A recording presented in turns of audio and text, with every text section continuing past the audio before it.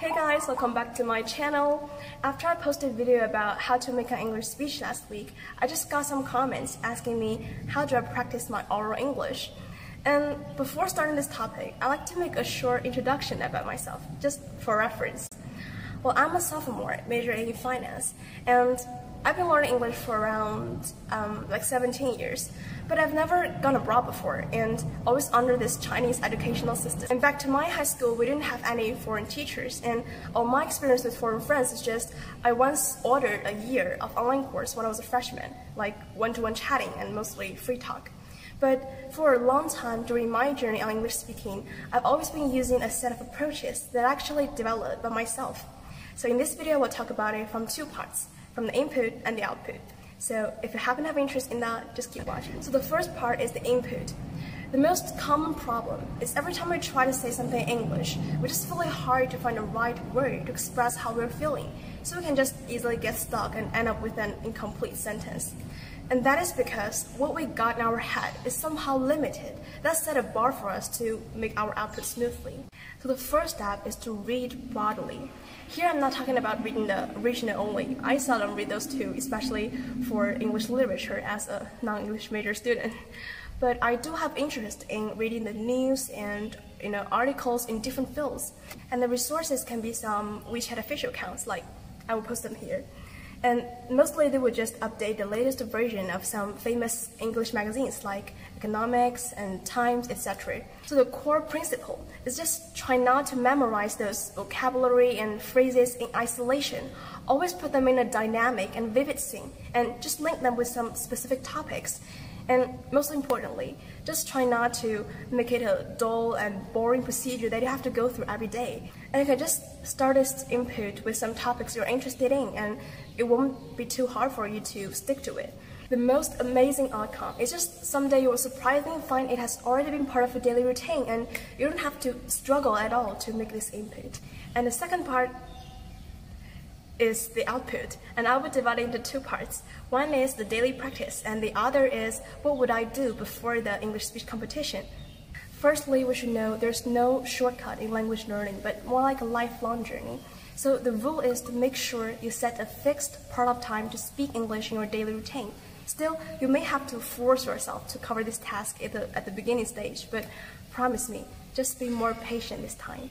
So basically, my #1 daily routine is called shadowing, which means reading after the audio or video materials without looking at the titles, like just doing the listening and the retelling at the same time. But this will be better for those who can already pronounce most of the words accurately, but may just not sound that fluently if putting them together. And you only have to notice how the native speakers do the pause and the emphasize in order to sound more clearly and coherently. But for those who still have problems in the pronunciation, I would recommend you to read after the materials sentence by sentence and pay attention to the pronunciation, like if we put the stress in the wrong part of a word.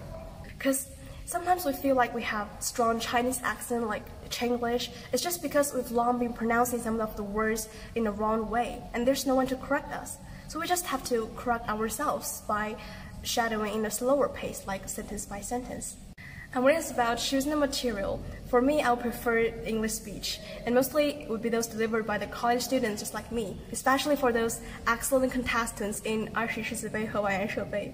But actually, any kind of materials is okay, as long as you feel it not that fast or slow for you to follow, and the content will be more likely to put into practical use, like in free chatting and making the presentation, kind of. And my second way to make the output is talking to myself. I know it may sound a little bit cliche, but it does work a lot, not only in speaking, but also in thinking in English. If you guys want to know how to develop our English thinking, I could also make another video to talk more about it. So yeah, talking to yourself, just like you normally do it in Chinese.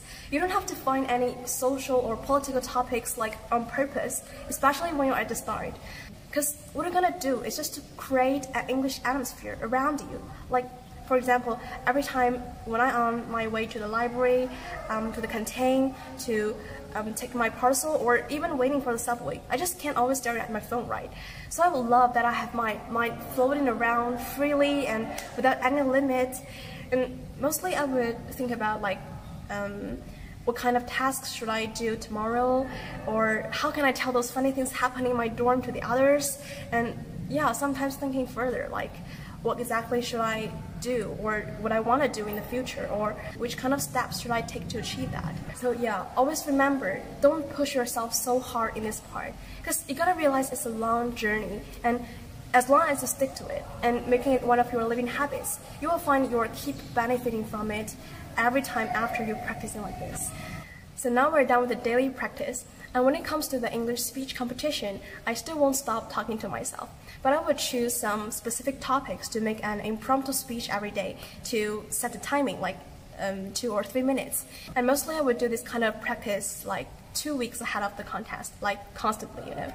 Because this kind of intense practice will just have you exposed to that kind of atmosphere and just force you to think deeper and wider around those heated topics in different fields. But most importantly, don't forget to search the related materials as a supplementary to your think tank if you find yourself don't have much to say in some of the topics. Like, I would just go super blank if it comes to the philosophy stuff. So yeah, here are my little tips on how to practice the oral English. Just don't in a rush. Take your time, and I'll always be there with you. Oh, by the way, if it does help you a little bit, don't forget to give me a like and keep following my channel. I'll see you guys next time. Bye!